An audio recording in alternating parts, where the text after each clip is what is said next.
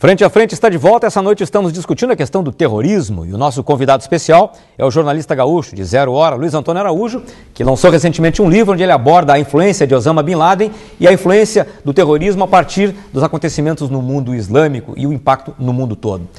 Luiz Antônio, conversamos já bastante sobre o contexto global, agora a gente queria saber de ti o teu dia a dia no período em que passaste lá. Como é que foi conviver, obter informações numa cultura tão diferente, onde o poder dominante, no caso os talibãs, no Afeganistão, eram pessoas primárias do ponto de vista do trato da questão humana, né? Ou seja, com tão pouco desapego à vida, de uma cultura que a guerra sempre foi permanente na cultura de todo mundo, as crianças nascem e morrem sob o signo da guerra.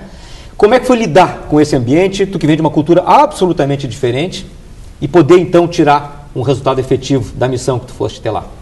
Ricardo, um dos motivos que me levou a escrever Bin Ladenistão foi que quando eu me preparei para viajar ao Paquistão em setembro, outubro de 2001, eu procurei me informar, como sempre faço, procurei material de leitura sobre aquela região e me dei conta de que mesmo um guia de viagem do Paquistão na época em inglês era difícil de obter aqui no Brasil.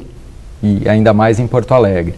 Então, um dos motivos que me fizeram escrever o livro é tentar dar um pouco a ideia para as pessoas de o que é essa região, que é uma região que já foi durante muito tempo uma unidade política somente, que foi a Índia Britânica, e onde convivem pelo menos 3 grandes religiões, o hinduísmo, os sikhs e o islã, num espaço bastante amplo, mas com papéis e com funções bastante delimitadas.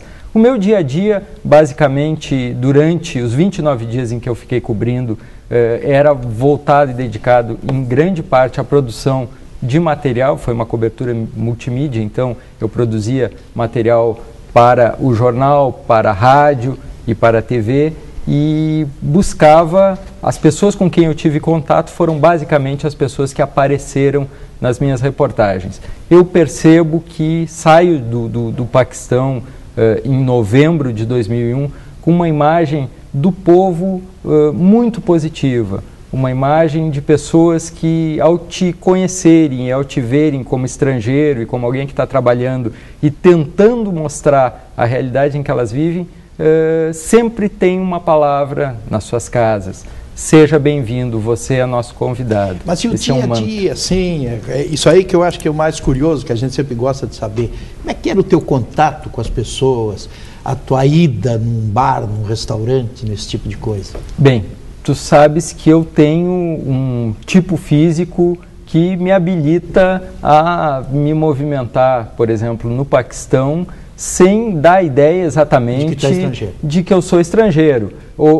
A pessoa percebia que eu não era de lá pela minha maneira de vestir, né? Eu não deixei crescer a barba, alguns colegas, alguns repórteres deixaram crescer a barba, porque o uso da barba num país muçulmano é algo bastante comum. Eu não deixei, então, mas eu sou moreno, eu tenho cabelo preto.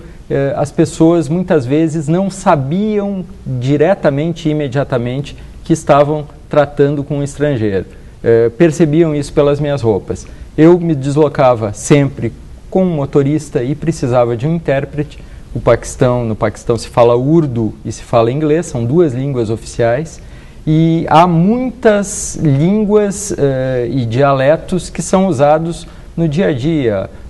Pashto, Dari, que é um dialeto do persa, nas regiões de fronteira. Então eu sempre precisava de um intérprete para verter aquilo para o inglês. Às vezes ocorria que quem falava urdu não falava inglês e quem falava Pashto não falava urdu. Então era preciso constituir quase que uma cadeia de tradutores para que aquela informação daquelas pessoas pudesse chegar à minha compreensão. Mas devia ser bem difícil encontrar alguém na população que falasse inglês.